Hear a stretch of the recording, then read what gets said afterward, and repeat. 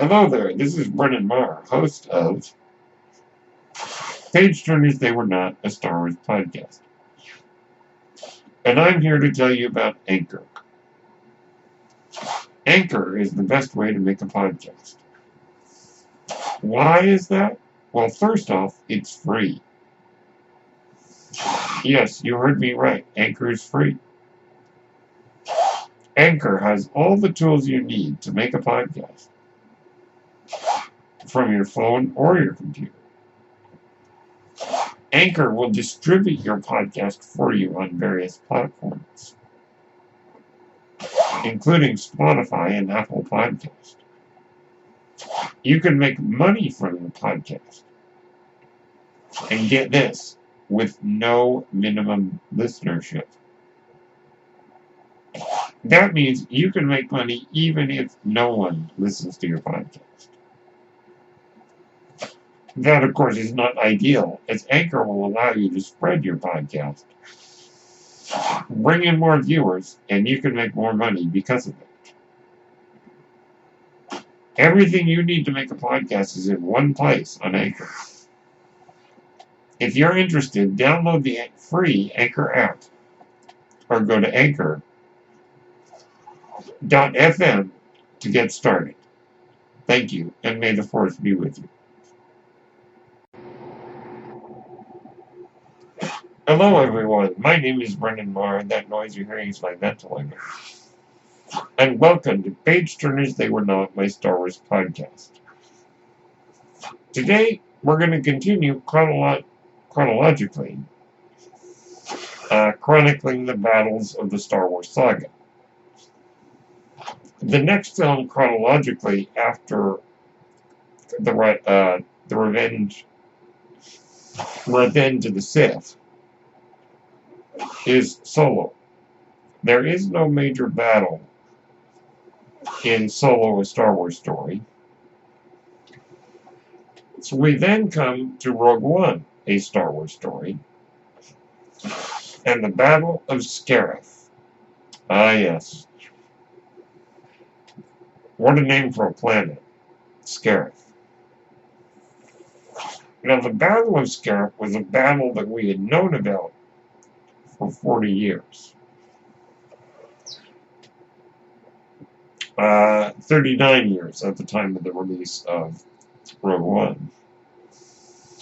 And why, do you ask? Well, because it's mentioned in the opening crawl of Star Wars. Yeah, the Rebel spaceship striking from a hidden base have won their first major victory against the Galactic Empire.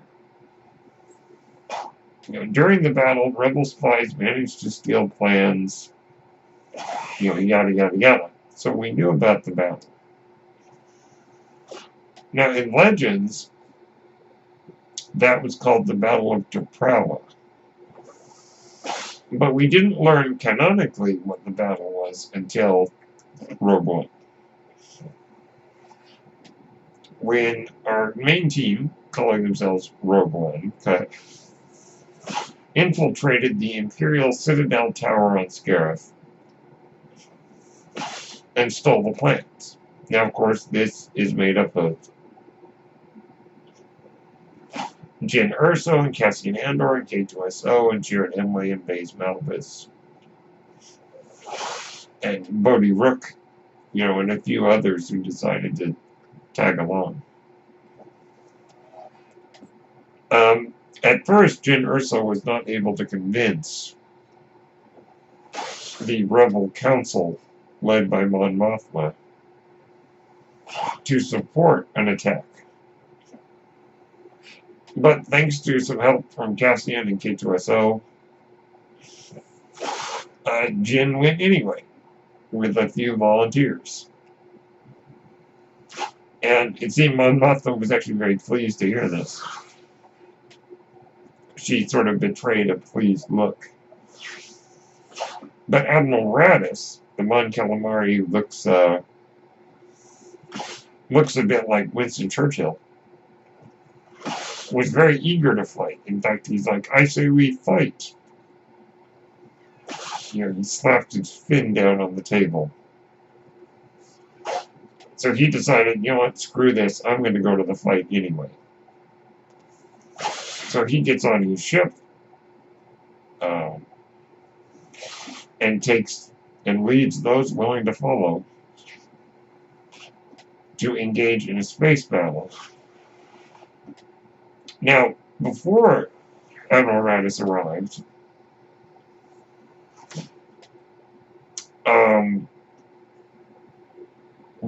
Jin and company decided to go anyway. They were able to get through the shield gate, as Bodhi was a former Imperial pilot. And thanks to a little help from the Force, I think. Because you notice that Jin is holding her Kyber crystal necklace when the people at the shield gate decide to let the shuttle in. So I think there was a little help from the Force. So they get down, they figure out what they need to do. Admiral Radis joins the fight, including, if you pay very close attention, the Ghost from Star Wars Rebels is one of the ships that is engaged in the Battle of Scarif. Now, I won't go into a breakdown of the entire battle, suffice to say, the shield gate has to be destroyed so that the rebel ground team can get the plans transmitted in orbit. At great cost. And it's a battle that is a major victory for the Galactic the Rebel Alliance, I should say. But comes at a big cost. But it's all worth it because we know where it leads. So, I'm not really going to, as I said, I won't really break down the entire battle. But let me talk about my general feelings about the battle. I very much liked it. I very, very much liked and like the way that is done. Because, that was what Rogue One is all about, is telling that story. With also managing along the way to explain that Galen Erso had sabotaged the project deliberately so that it could be destroyed, which that's explaining how that flaw could exist in the Death Star. I don't think we necessarily needed an explanation of that. But that we got one, I'm very pleased, because I think it makes sense. Now, what Rogue One we knew would be about the story of how the rebels stole the plans. And that was the story that fans have been wanting to know. If I'm not mistaken, the theft of the Death Star plans in Legends was told at least 4 times. Maybe more. It gets a little bit ridiculous. So it was nice to see what is the canonical explanation. Now, obviously, this might not have been George Lucas's explanation, but, whatever. So now we know. Now, of course, the Battle of Scarif, like most of the big battles in Star Wars, has many different stages. Land battle, space battle, a little bit of lightsaber combat. Though, is it lightsaber combat when it's only one lightsaber? We'll say it is.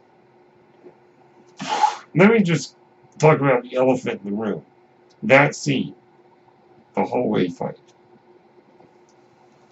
Though I have to be careful because the hallway fight refers to Inception. This would be more of a hallway massacre. Straight out of a horror movie, as Mark Riley likes to point out. Shout out to you, Mark. By the way, folks, if you want a guy to follow Mark Riley. He's awesome. But he loves that scene because it's like straight out of a horror film. The darkness and Vader's lightsaber turns on, bathing the hallway in red as he just mows down those troopers. Slamming the guy against the ceiling, yanking their blasters, cutting people left and right. Wow. Probably one of the best Vader scenes ever.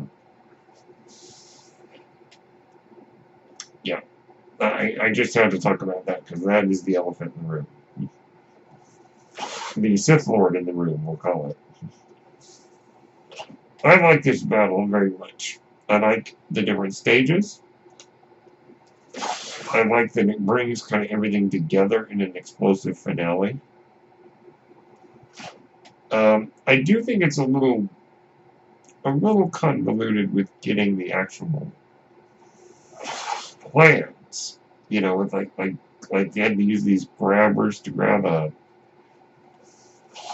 basically this disc out of the tower central axis with all these other plans. Oh, okay.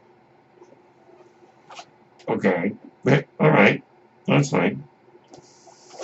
And it is a little bit odd. The only criticism I have of this battle, only major criticism, is the fact that Leia was there.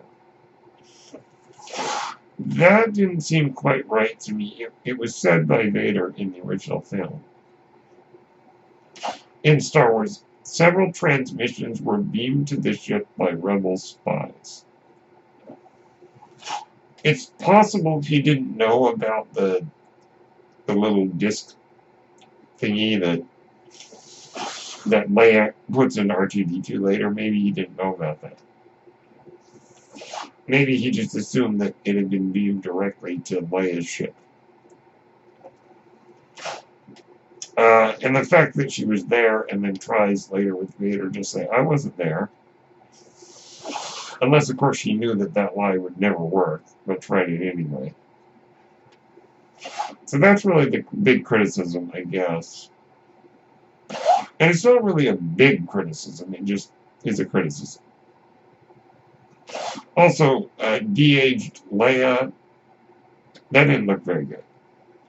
Not a good way to end the movie. But, you know, minor problems. Transmitting the plans out of the Citadel Tower is a bit complicated. More than it needs to be, with like Bodhi needs to hook up a